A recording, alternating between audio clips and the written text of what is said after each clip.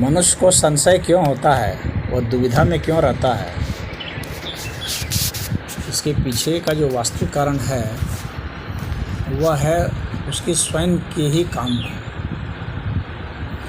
जब आप अपनी कामनाओं को और स्वयं अपने अहम को वो हटा देता है तो फिर उसकी सारी दुविधाएं समाप्त हो जाती हैं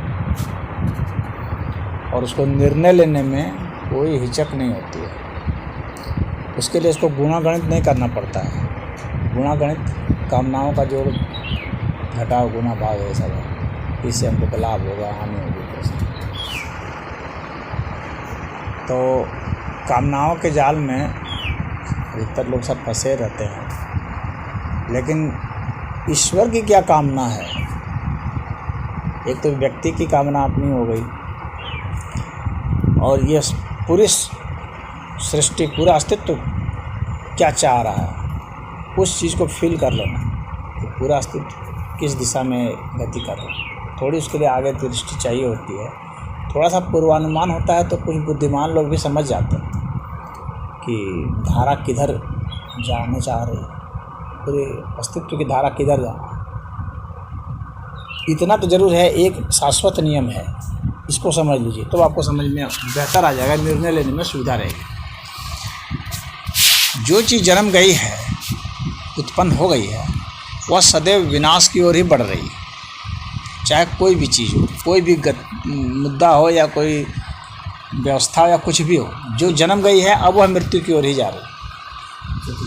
हाँ, तो जब से जैसे ये पृथ्वी है, ये जब जन्मी थी, अब ये अपनी मृत्यु की ओर जा रही है। पृथ्वी, सूरज अपनी मृत्यु की ओर जा रहा है, हम लोग अपनी मृत्यु की ओर ही जा रहे हैं। उसी तरह से जो भी व्यवस्था जन्मी थी, जैसे राजतंत्र भी कभी जन्मा था तो वो अपनी मृत्यु की ओर गया और मर गया। अधिकतर जगह मर ही गया है, थोड़ा बहुत इक्का दुक्का नाम मात्र का कहीं जिंदा है। उसी तरह से यह जो व्यवस्था है आपकी राजनीति की, जिसमें कि जनता प्रतिनिधियों को चुन रही है, हाँ, यह व्यवस्था भी कभी जन्मी थी। नेता तंत्र भी कभी जन्मा था। तो जनप्रतिनिधि वाली व्यवस्था जो जन्मी थी वह भी अब पर्याप्त समय जी चुकी है और अब वह भी अधेड़ा अवस्था में आ चुकी है। मृत्यु के करीब तो नहीं है, लेकिन अधेड़ा अवस्था में आ चुकी है। क्यों? कब हम जानते हैं कि अधेड़ा अवस्था में आते हैं? जब एक किसी मनुष्य को कब समझेंगे कि अब वो अधेड़ा अवस्था में हो गया? जब उसमें विकार बहुत ज़्यादा आने लगे, रोग बहुत होने लगे और अब उसमें सुधार की गुंजाइश नहीं दिखने लगे, तब समझिए कि वह अब ढलान की ओर है। उसमें बहुत विकार आ गए हैं, बहुत रोगी हो गया है, अब जो है वह मृत्यु की ओर है। क्योंकि तमाम तरह की कोशिशों के बावजूद भी अब वह अपने को बेहतर नहीं बना पा रहा है। तो हम लोगों ने जो भी ये व्यवस्था चुनी है, इसको या तो बेहतर कर दें इतना कि फिर ये व्यवस्था यही नहीं रह जाए, एक नई व्यवस्था उत्पन्न हो जाए, इसका समापन उसमें हो जाए, इसका रूपांतरण उसमें हो जाए, तो उस अर्थ में भी यह मरी हुई ही मानी जाएगी। और एक तो होता है कि इस तरह से मर जाना कि अब उसको सीधे हटा दिया जाता है और एकाएक दूसरे को धड़ाम से ले आया जाता है। तो उस तरह की मृत्यु तो बहुतों को दिख जाती है, लेकिन सीधे सीधे रूपांतरित जो होता रहता है वह आसानी से नहीं दिखता है, लेकिन वह भी मृत्यु की ओर ही बढ़ रहा होता है और अंत में वो मर ही चुका होता है, एक नई व्यवस्था आ चुकी होती है। तो यह जो अभी नेताओं वाली व्यवस्था आपकी है, यह अधेड़ा अवस्था को प्राप्त हो चुकी है। अब ये अपने को बेहतर नहीं कर पा रही है। जनता के अधिकारों को बढ़ाया नहीं जा रहा है। वोट का अधिकार जब मिला था, अंग्रेज़ों के समय में ही वोट का अधिकार मिल गया था। 1935 में ही वोट का अधिकार मिल गया था, लोग वोट दे रहे थे। आज भी आप देखेंगे कि लोगों के पास वोट देने से ज़्यादा अधिकार है नहीं। राजनीतिक अधिकार की बात करें तो जनता के पास आज भी वोट देने से ज़्यादा अधिकार नहीं। इसका मतलब है जनता जो है 1935 में ही ठहरी हुई है। नेताओं के अधिकार तो बहुत बढ़ गए। उस वक्त उन लोगों को कोई पेंशन नहीं था 1935 में। 1947 में नेताओं को कोई पेंशन नहीं था, कोई भत्ते वत्ते नहीं थे। इस तरह से उन लोगों ने भत्ते ले लिए, पेंशन ले लिए, अपनी जितनी सुविधाएं हो सकती थी वो ले लिए। अपने लिए जितना अच्छा से कानून बना सकते थे अपने हित के लिए बना लिए उन लोगों ने। अब तो मतलब वे इतने निर्लज हो चुके हैं कि वे भ्रष्टाचार के लिए भी अधिकार चाह रहे हैं, यानी भ्रष्टाचार के लिए उनके ऊपर जांच न बैठे, समझ रहे हैं। जांच बैठते चिल्लाने लगते हैं कि लोकतंत्र का हनन हो रहा है, उसको वे लोग ऐसा बोलते हैं, लोकतंत्र का हनन हो रहा है जांच बैठते, यानी वे चाहते हैं कि जांच ना बैठे। कहने का मतलब अप्रत्यक्ष रूप से कहने का मतलब यही है कि वे उसकी छूट चाहते हैं, मतलब ऐसा एक कानून चाहते हैं जिसके जरिए वे लूट सकें और कोई कुछ बोले नहीं, नेता को कुछ नहीं कोई बोले, वो जितना चाहे लूट ले, उसको कोई नहीं कुछ बोले। हाँ, वो जितना चाहे अपने वेतन बढ़ा ले, कोई कुछ नहीं बोले, जितना चाहे भत्ता बढ़ा ले, कोई कुछ नहीं बोले। तो उस अवस्था में वे अपने को ले गए हैं जहाँ की अब जो है लोगों को दिख रहा है सरासर की अन्याय हो रहा है।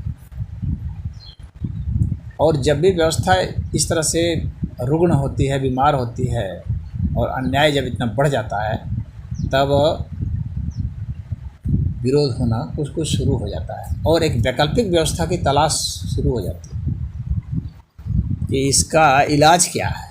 इलाज की शुरुआत हो जाती है, लोग सोचना शुरू कर देते हैं। आज बहुत लोग उसको ढो रहे हैं क्योंकि उन लोगों को लगता है कि कोई विकल्प नहीं।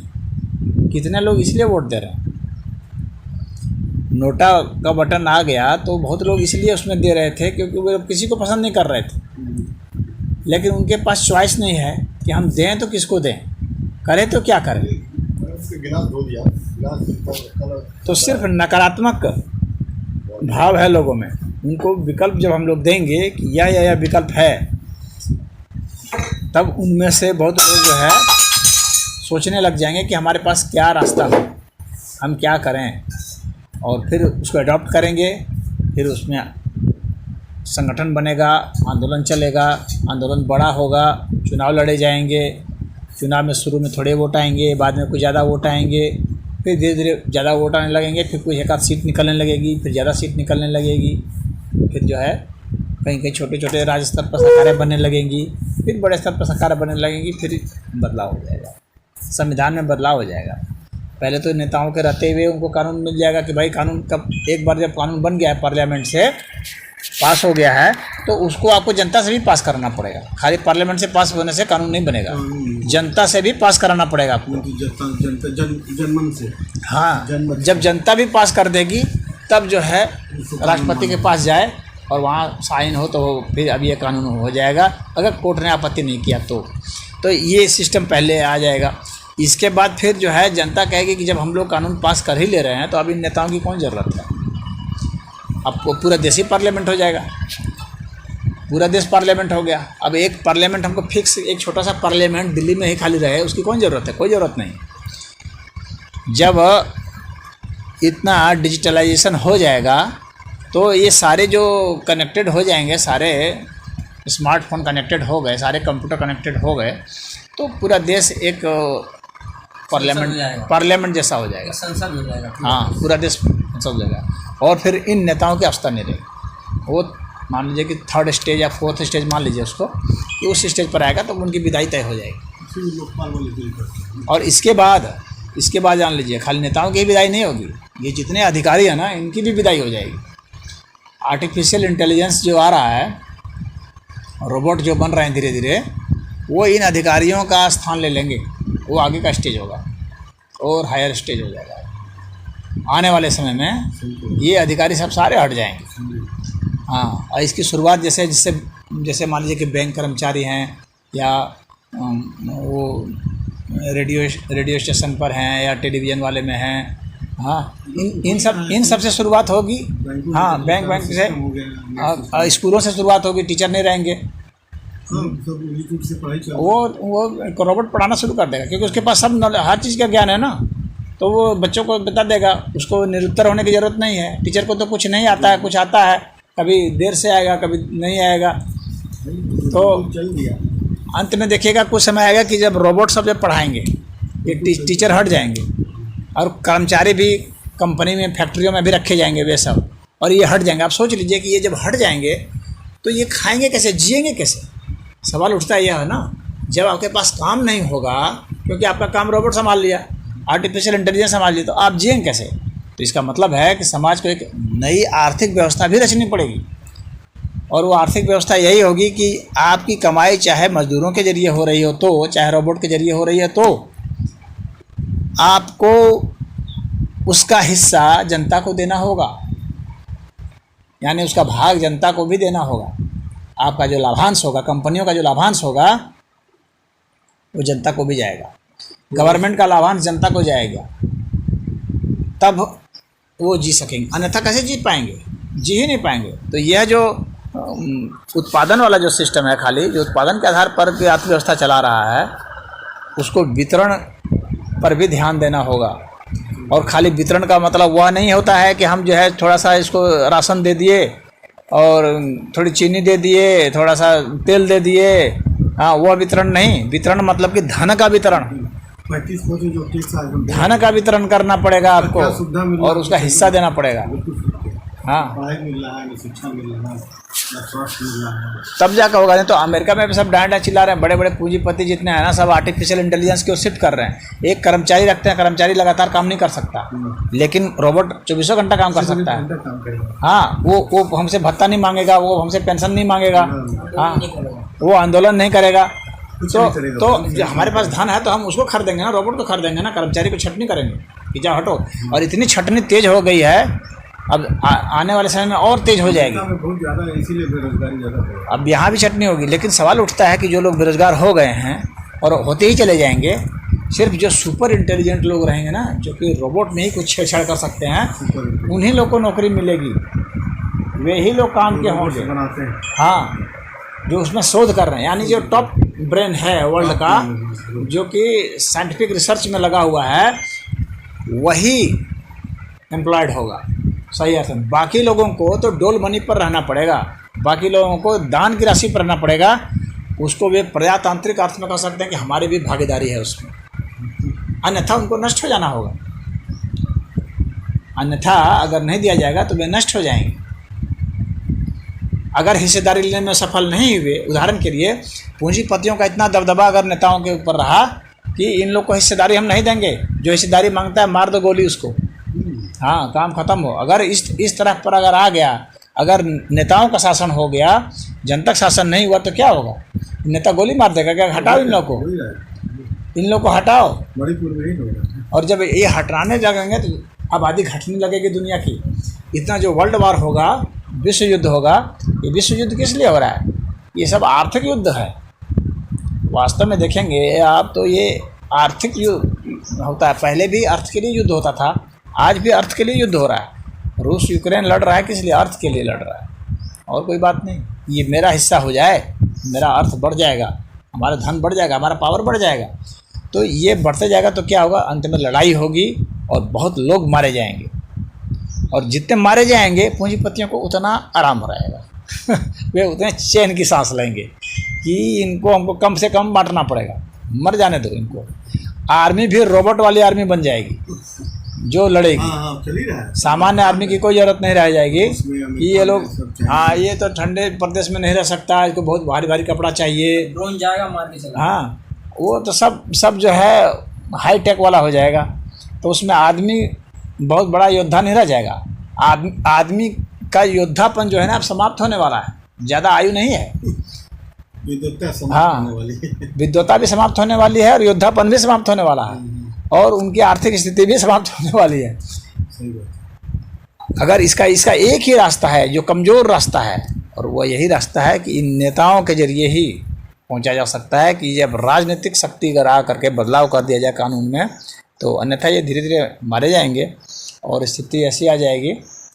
थोड़े बहुत सुपर इंटेलिजेंट लोग रहेंगे, बाकी सारे लोग रोबोट नज़र आएंगे। सामान्य आदमी की आयु ही क्या है, इनकी औकात ही कितना, तुरंत मर जाएंगे।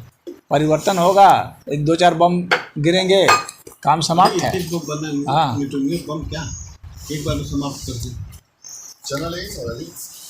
और ये पूंजीपति सब अपने लिए और सुपर इंटेलिजेंट लोगों के लिए ग्रह भी बदल देंगे। कहेंगे पृथ्वी पर जो है प्रदूषण है स्थिति, यहाँ पर परमाणु बम गिर गया है तो यहाँ नहीं रह सकते, चलो हम तुम लोग के लिए अलग से बसा देते हैं, वहाँ पर रहा जाएगा हम लोग, और यहाँ पर ये लोग जो रह रहे हैं चंद्रमा पे तेजी से बढ़ रहा है मंगलयान पे, तो उस हिसाब से चल रहा है। सोच करके अगर उसको काउंटर करना है तो बस एक रास्ता यही है कि जैसे जनता राज पार्टी जो हमने बनवाई है मतलब वो इसी उद्देश्य से बनवाई है कि वो कानून बनाने का अधिकार जनता को मिले, नेताओं से हटे। क्योंकि पूंजीपति जनता को नहीं खरीद पाएगा, नेता को तो खरीद सकता है, जनता को नहीं खरीद पाएगा।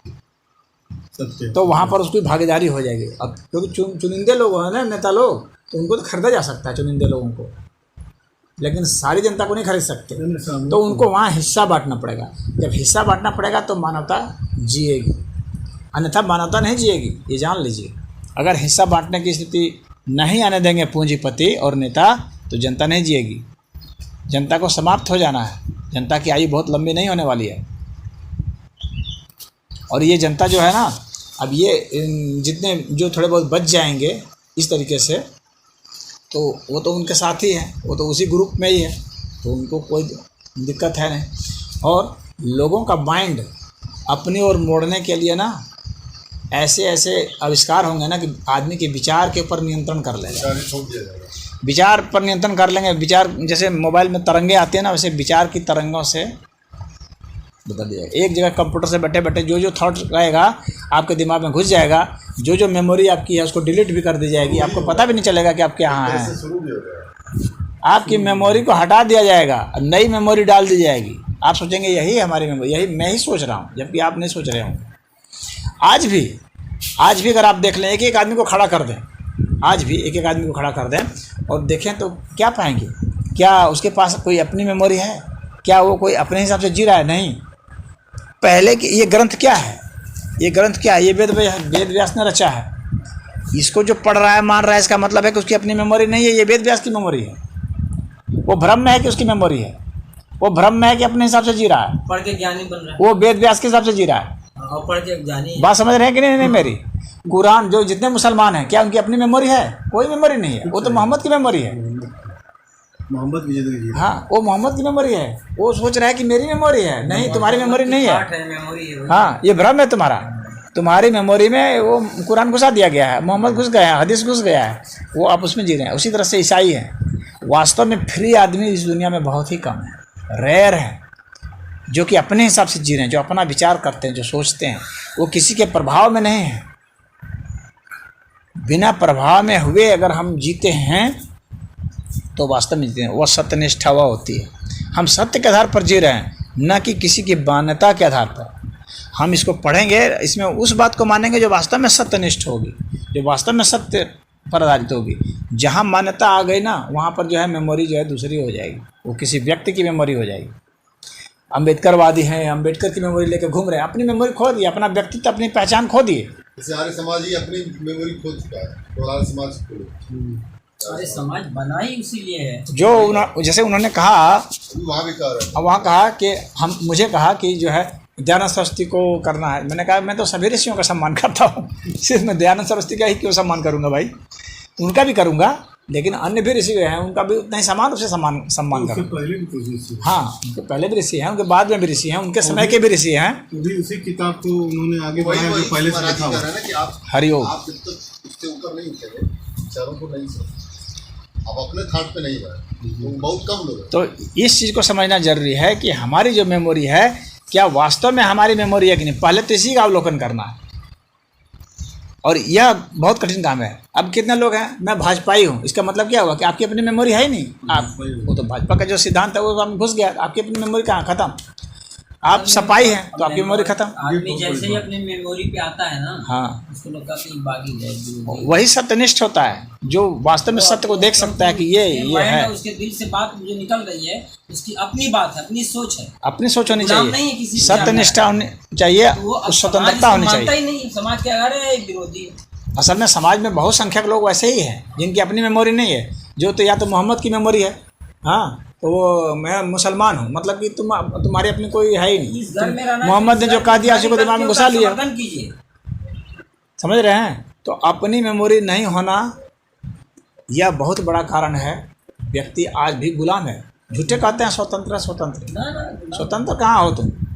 तुम्हारे पास तो अपने सोचने की क्षमता ही अभी तक नहीं विकसित हुई है। गुलाम है, संस्थाओं के गुलाम है, व्यक्तियों के गुलाम है, व्यक्तियों के गुलाम है, संस्थाओं के गुलाम है, ग्रंथों के गुलाम है, ग्रंथों के गुलाम, किताबों हाँ। के गुलाम है। तो अपनी मेमोरी नहीं है। आप पढ़िए, अध्ययन कीजिए, जानिए, सब देखिए, लेकिन उसमें क्या चीज़ सही है, क्या चीज़ नहीं है, इसका विवेक होना चाहिए और तुरंत छोड़ने की ताकत भी होनी चाहिए कि ये स्टेटमेंट गलत है, ये मेरे अनुभव पर खड़ा नहीं है, तो ये इसको मैं नहीं मानने वाला। गलत है तो गलत है। हाँ। इसी बात, अपना बेटा गलत है तो गलत है। हम पूरे समाज में बोलेंगे उसको कि गलत है।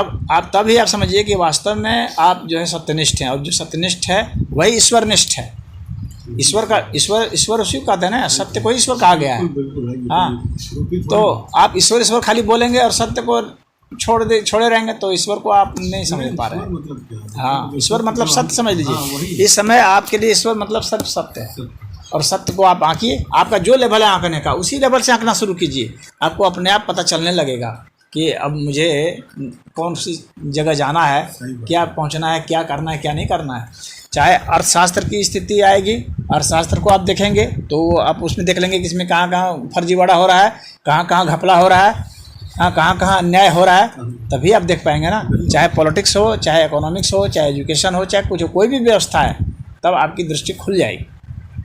और वैसी व्यवस्था का ही मैं समर्थक हूँ जिसमें सब लोग स्वतंत्र हों और सब लोग अपने हिसाब से सोच सकें। साधुवादी। हाँ, और वही जो है ना, वो स्वतंत्रता ही जो है सनातन धर्म की रीढ़ है। वास्तविक सनातन धर्म का वास्तविक जो पावर है वो उसी में, स्वतंत्रता में ही है, जो कि आपको आज़ादी देता है कि आप चाहें तो कैसे भी पूजा करें, चाहे तो ना करें। हाँ, चाहे तो आलोचना करें, चाहे कुछ भी करें। कोई हनुमान को पूज रहा है, कोई शिव को पूज रहा है, कोई पार्वती को पूज रहा है, कोई कुछ भी नहीं पूज रहा है। विचार अभिव्यक्ति, उसमें स्वतंत्रता है ना, यही सबसे बड़ा कारण। विचार अभिव्यक्ति की स्वतंत्रता मिली ना। हाँ, संविधान ने थोड़ी दिया है, हमारे नए सनातन संविधान ने दिया है। सनातन संविधान ने ना विचार अभिव्यक्ति की स्वतंत्रता प्रदान किया है। अम्बेडकर के संविधान ने दिया। अम्बेडकर को कहाँ मिला?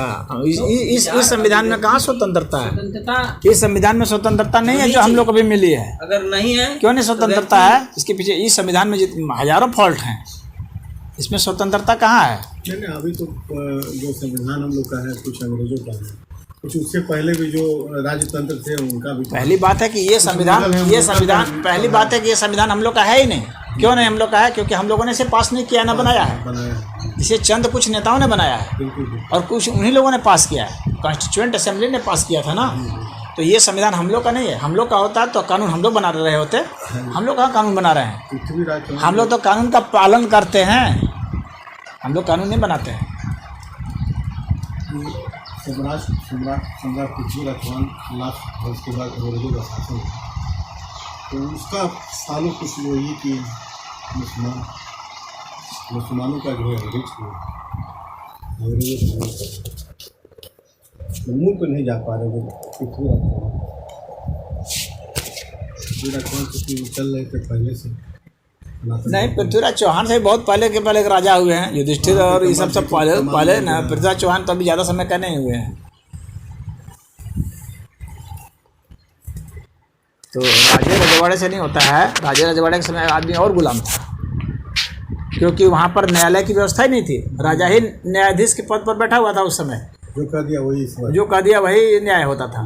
हाँ, उसके वो अपने को क्या दंडित करता था? बहुत बिरले एक आधा कोई राजा थे जिन्होंने अपने को दंडित किया था, अन्यथा राजा अपने को कानून से ऊपर मानता था ना। उसके दंड विधान नहीं था, वही वो करता था। न्यायाधीश के पद पर वही रहता था, और ऐसा न्यायाधीश जिसके ऊपर खुद न्याय लागू नहीं होता है।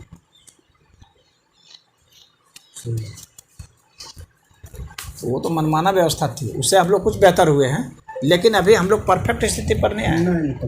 हाँ, अभी हम लोग को आगे चलते हैं। न्यायाधीश जो है आज की व्यवस्था में, उनके ऊपर कौन सा कानून लागू हो रहा है? कोई कानून नहीं लगा, कुछ भी आदेश कर दे रहे हो, आदेश हो जा रहा है। कह रहे न्याय तो न्याय हो गया। हाँ, और क्या? वो तो मोदी को कुछ नहीं समझता है। जो चीफ जस्टिस जो है वो कुछ, प्रधानमंत्री कुछ नहीं समझता है, किसी को नहीं समझता। वो कोई भी कानून पास कर लो, हम चाहे तो रद्द कर दें, तुम क्या कर लो। किसी लेवल का न्यायाधीश जज को देख लीजिए, अगर कोई फैसला दे, क्योंकि उन लोगों ने अपने लिए ये रख रखा है कि संविधान का अवलोकन करने का अधिकार हम लोग का है, और यह कानून जो आप बना रहे हैं, पार्लियामेंट जो कानून बना रही है, वो कानून सही है या नहीं है, इसका भी फैसला हम ही लोग करेंगे। कल सर वो कुमार विश्वास का सुन रहे थे रात में, रामायण का कुछ बंद बता रहा था सर, जिससे वहाँ वन में जब भगवान राम वन में थे तो उसमें भरत जी गए थे मनाने के लिए, तो पूरी अयोध्या उठ के गई थी, सारे रिश्तेदार सभी लोग थे, सास ससुर सारे जितने थे सब लोग गए थे वहाँ। तो वहाँ ये दे रहा था कि पूरी जनता मतलब पूरे प्रजा जो है अयोध्या गई थी उनको मनाने, जनतंत्र हो गया, जनता की आवाज़ है। तो भगवान राम ने बोल रहे हैं वहाँ निर्णय लिया उसको, जनतंत्र तो नहीं हुआ, जनता का प्यार अवश्य हुआ। जनतंत्र तो इसको नहीं कहेंगे, था तो वो राजतंत्र। वही जनता के प्यार नहीं, हाँ, लेकिन जनता का प्रेम अवश्य कहेंगे, जनता की भक्ति कह सकते हैं। लेकिन निर्णय वो उन्होंने यही लिया जो राजतंत्र में, अगर हमको वनवास मिल गया 14 वर्ष पिता जी ने दे दिया, उसमें वापस जाना फिर ठीक है, फिर आने वाले भविष्य में एक नजीर बन जाए। जब राजा ने आदेश कर दिया है कि 14 वर्ष का वनवास, उसमें फिर वापसी उन्होंने दी है, क्योंकि जनता एकदम अटूट एकदम रिजिड थी कि हम लोग भी वन में ही रहेंगे चाहे साथ में चले, उनका वो निर्णय जो है उस समय। लेकिन अगर जनतंत्र होता तो फिर एक व्यक्ति का आदेश महत्व नहीं रखता, सब लोगों का आदेश जो है वह महत्व रखता, यानी बहुमत।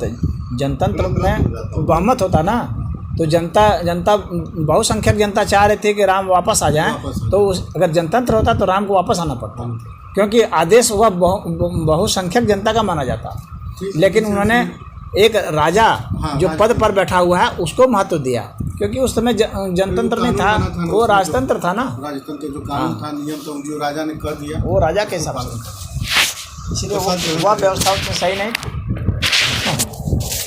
तो जिससे उनका कहना भी था कि अगर वो वापस हो गए थे तो फिर ये चीज़ नहीं, जनतंत्र हो जाता ना, फिर वापस हो जाता, कुछ कानून जो खत्म हो जाता, कुछ कानून राजा की आदेश का उल्लंघन। ये उमेश सही कह रहे हैं, वह जो है ना, वह जैसे आप कह रहे हैं ना कि वो ऐसा गलत नज़रिया होता नहीं, वह तो बहुत सही व्यवस्था हो जाती है। उसके बाद गणराज्य की जो स्थापना होती है ना, वो बाद में हुई है। फिर कुछ जो हम लोग के यहाँ पर थे ना, कुछ गणराज्य भी होते थे, जैसे वैशाली गणराज्य था, हाँ, तो उसी तरह से कौशल भी गणराज्य हो गया था। तो गणराज्य की स्थिति में है कि हालांकि पूरी जनता नहीं भाग लेती थी, लेकिन उसमें कुछ मतलब कबीले होते थे, कुछ सूबे के जो प्रभावी लोग होते थे, वे लोग मिल करके चुनते थे राजा लोग को, लेकिन राजा भी उसमें चुने जा रहे थे। और बाद में क्या हुआ कि राजा चुने नहीं जा रहे थे, बल्कि बड़ा बेटा है वो राजा बन गया, इस तरह की परंपरा चलती रही। मतलब ये अर्थ था कि जैसे वाल्मीकि जी थे, विश्वामित्र जी थे, जनक जी थे, तमाम मतलब इस धरती पे जो भी लोग रहे उनका एक न एक जो है इतिहास रहा है बहुत अच्छा और सुंदर। हाँ, वह एक दूसरे ढंग की बात है। देखिए वहाँ पर जो है ना, भक्ति और निष्ठा दूसरे ढंग की है, पद के प्रति भक्ति निष्ठा है।